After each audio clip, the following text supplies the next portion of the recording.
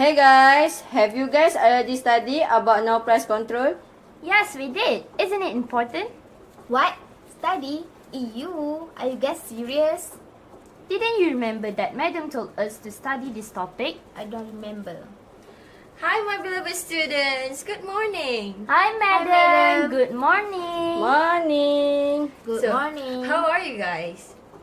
We're doing good. I'm good. I'm fine. That is great. So today we are going to learn about non-price control. So have you guys did the revision that I told you to do?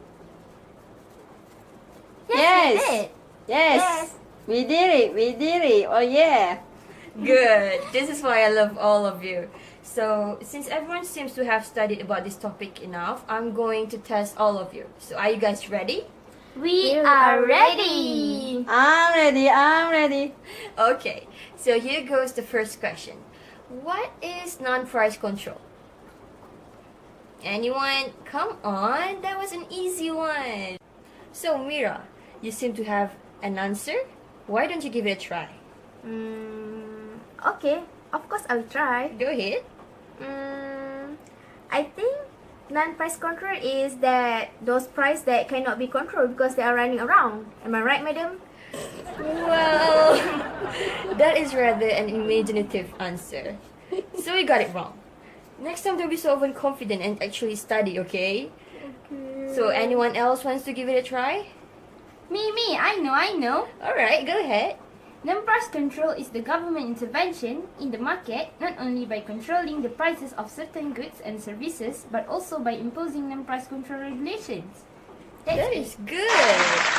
Ooh, what a nerd. Hey! What? Mira, that is not good of you to mock your classmate. You should be supportive instead. Okay, I'm sorry, madam. Aisha, I'm sorry. I'm just kidding, Aisha. It's okay. Thank you for forgive me, Aisha. Okay, enough of that. You guys can get out of the screen. Go. Okay. So now, we will now move on to another subtopic, which is regarding taxes. There are two types of taxes, which is indirect and direct. The first one we are going to look at is direct tax, which is imposed by government to individuals who cannot shift the burden of tax payment to others.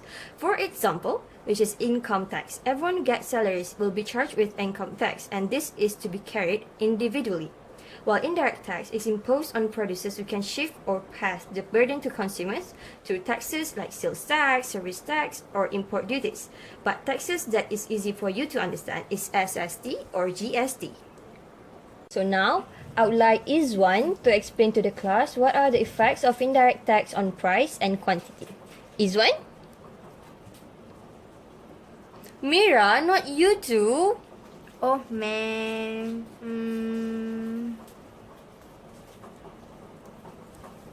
Okay. So, when the government levies indirect tax, this cause the supply of goods and service to decrease and shift levels from S0 to S1. Assuming that demand is unchanged, the price of goods and service will increase from P0 to P1, whereas the quantity will decrease from Q0 to Q1. Wait, Izwan, I think you missed something. What is it? As stated earlier, the producer might shift the burden of paying the tax to the consumers. In this example, both producers and consumers share an equal burden of paying tax. Oh, I get it. Thanks, Aisha. So brilliant of you guys. I'm so proud of you. Thank you, madam. You guys did great, okay? Well, it's us. Alright, Sorry. Mira. Oh, I'm sorry, madam. Now, We will look at the different degrees of elasticity of demand and supply with tax incidence. I want each of you to briefly explain about two figures I will show, starting from our lovely Aisha maybe? Oh, okay. Magic! In the first graph, demand is less elastic than supply. The consumers pays more tax when the demand is inelastic. In contrary, this graph shows that demand is more elastic than supply and the producer pays more tax when the demand is elastic. Okay, that's from me. Good job, Aisha. And now we will see what Izwan have to say. Okay, madam. Magic! So, for the third graph, it is a perfectly elastic demand, which is the producer pay the entire tax. It have a same concept with our topic before, which is if the price change, the consumer be perfectly responsive and the producer need to bear the entire cost. So, the consumer will still buy their goods and service. 3. So, for the fourth graph is a perfectly inelastic demand, which is the consumer pay the entire tax. It is because if the cost of the production increase, the producer will not supply the goods or service. So, the consumer needs to pay entire tax, so the supply will still going on. Okay, that's it from me. Thank you. Wow, good job, Izwan. Thank you, madam. Now, for the last one. Mira, are you ready? Go for Of it. course, madam. I'm ready. Good. I'm ready. So, so for this graph, it shows us about perfectly elastic supply. I think it means some things like producer is sensitive towards price change. Am I right, madam? Yes, you are right. Yes, I'm proud of myself, madam. Ooh. So, this causes the consumers to pay the whole tax. So, for the last graph, it seems to be about perfectly inelastic supply, contradicting with the graph I explained just now. Here, the producers are not sensitive towards price change and they will supply the constant amount of goods. Hence, the producer will bear the burdens of the tax. Well done. You all did a splendid job. I'm very proud of you guys. Thank you. Thank you. Okay, now can we look at the calculation method? Can we? Yes. Oh, yes, we can. Can. I'm ready. Okay. We're ready. So, for the one Aisha explained is what we are going to refer to now. So, when the demand is inelastic, do you guys remember the graph? Yeah, I guess. Yes. Graph incoming.